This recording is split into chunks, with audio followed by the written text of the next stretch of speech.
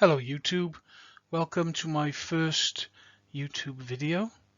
My name is Nate, and as you can see from the title card, this will be a review of Star Wars Ahsoka.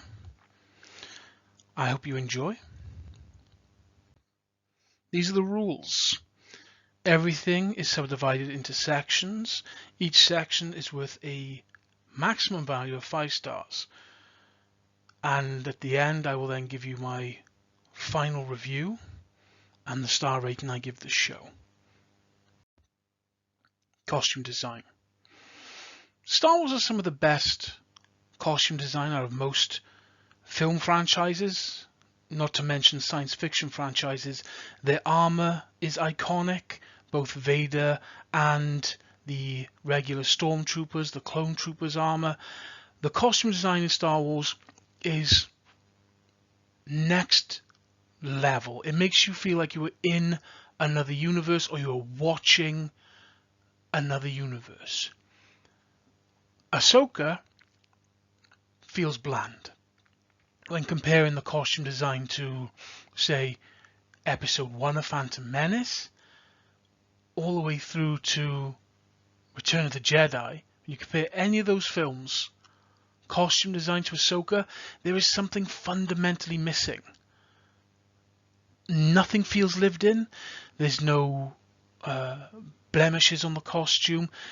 The first episode sees two of the main villains walking into a hangar bay area and everything is spotlessly clean, including the mechanics.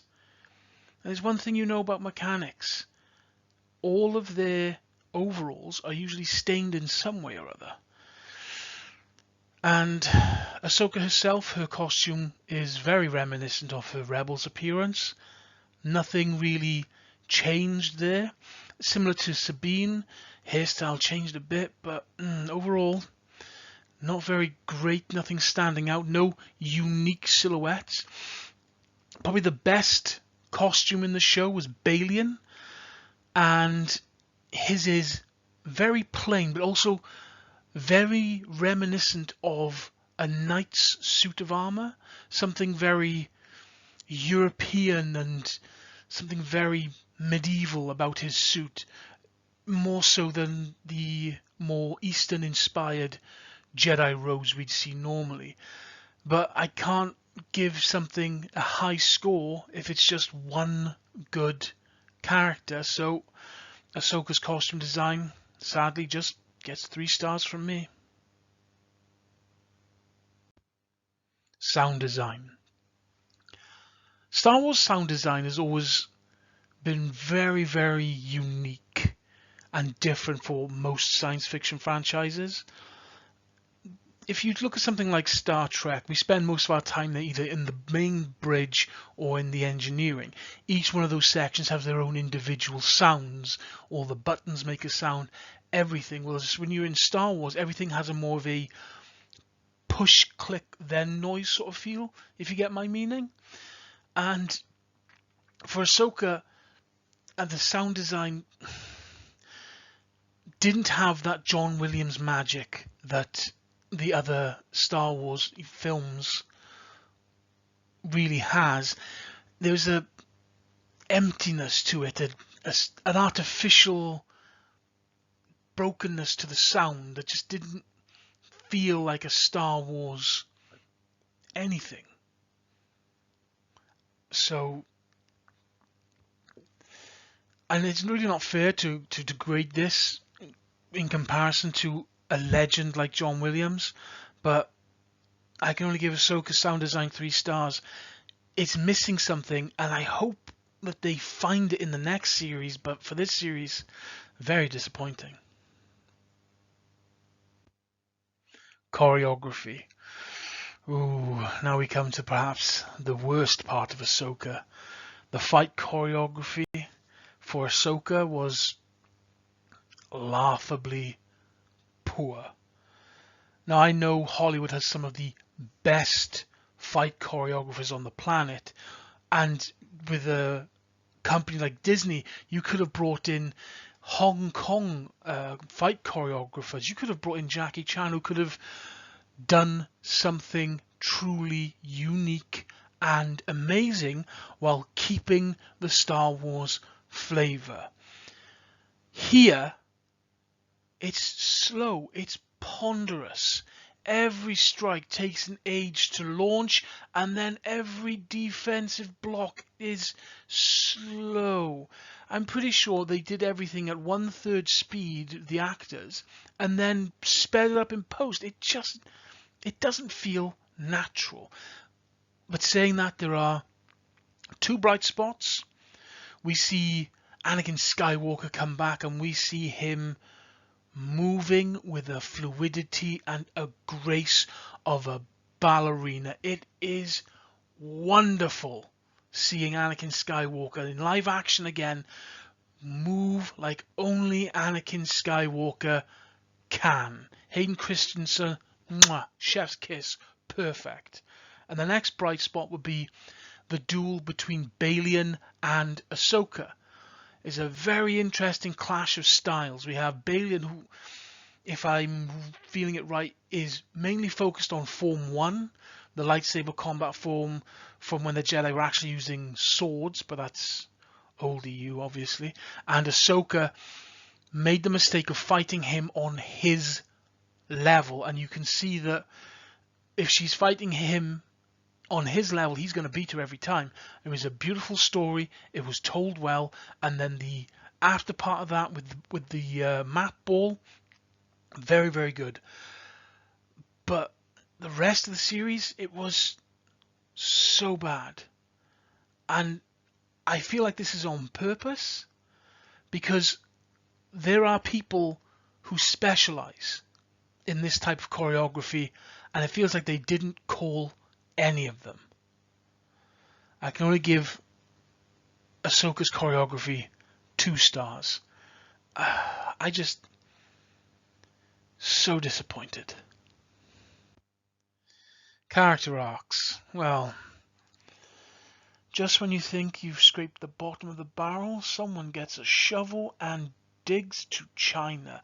This was perhaps the weakest part of the Ahsoka series. There are no character arcs as we know them. Nobody learns anything. Nobody is changed from the first episode to the last. There is this malaise of just sticking to the same thing throughout everything. And I hear you saying, some people go, oh, Ahsoka changed somewhat. She had that vision with Anakin Skywalker. No. Sorry, dude, no. She was the same character in episode 1 as she was in the last episode. There is no change. They pay lip service to change. No change. Other than we found out Hera really doesn't like Asian people and was specifically targeting this one Asian senator for whatever reason, but really uncomfortable watching. It's like season 2 of Star Trek all over again. Well, Next Generation with Pulaski. Ooh, awful. And when we finally get Ezra Bridger back, he says, oh, here I am. Nothing. There's nothing there. The whole point of a story is to tell a story. Your characters have to change. Now, is it unfair to compare this to any other story? Yes, it is. But every other story has character progression. I don't understand why this had 0 character progression. The only thing that changed from episode 1 to the last episode was Sabine, who we've been told is a force incompetent, near enough a force null, somehow gets the force. Very poor, very poor. 1 star. Yep. Very, very poor. The story, yeah. Oh, nothing changes. Choreography slow. Costume design is, well, apparently something. It just doesn't feel like Star Wars. The story is empty. There's nothing here. There is no meat on this carcass. There is nothing but bone and gristle. But at least with gristle you can chew on something. There is nothing here. Tell me a Star Wars story where a character at the beginning of the program is different from the character at the end of the program because they have made a progression through the story. Luke was a whiny farm boy teen. End of the story. He is a pilot. He's taken the skills he had as a whiny teen and used the skills he had learned from Obi-Wan during the film, and he struck down the Death Star. That is some character progression. This is nothing other than Sabine gaining the Force. That is it. There's nothing here. Unless you want to count those weird crab people that look like they should be working for the Skeksis. Ugh. Again, very poor. Very poor. Summing up this. I went into Ahsoka really hoping for some of that supposed Dave Filoni magic, so we get some Mandalorian season 1 shiny goodness out of this. But there's nothing. He has done to Ahsoka what he did to General Grievous. For those of you who never watched the original Clone Wars series, General Grievous was a creeping horror. He was the boogeyman of that series. On a battlefield, we see Jedi mowing down droids like they're nothing, but then General Grievous arrives and he takes Jedi down, turned an entire front of the war that was absolutely won and crushed the Republic. He took on 17 Jedi, beat them all, took all of their lightsabers as trophy, but left one alive to spread the horror that is General Grievous. That 2003 General Grievous is a monster, and I love that character. The new Clone Wars under Dave Filoni, he is a large, grandstanding, pompous jackass. Yeah. And that's what he's done to Ahsoka. He's made her nothing. She was once Anakin Skywalker's Padawan, leaves the Jedi Order, and just after that floundered like a magic carp after you caught it, just flapping out there on the floor. Nothing there. Rebels comes along. Pretty okay series. If you're into Star Wars beforehand, you'd enjoy some aspects of Rebels. But this, the character progression from Rebels, is lost.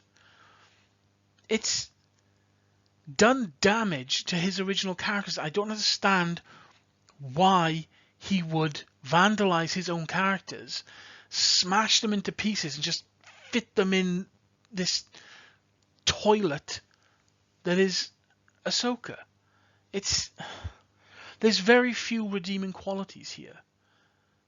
I can only hope that season 2, if there is a season 2, given what's going on at Disney right now, I can only hope that season 2 does something. Overall, I give Ahsoka 3 out of 5, and that is being very generous. 3 out of 5. It's okay, but Star Wars should never be okay. Star Wars should always be exceptional. And this is not. This is mundane, modern, throwaway Star Wars.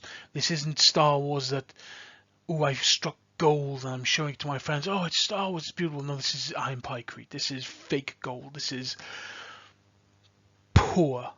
And I've used that word so many times in this review, but this is poor. I expected so much, but it seems that Dave Filoni, instead of rising to people's expectations, just decided to slink under them like a snake. Very, very disappointing. Well, I hope you enjoyed my review. Like, comment, and subscribe. Give me something for the algorithm to play with. And I'll catch you guys down the road. See you around.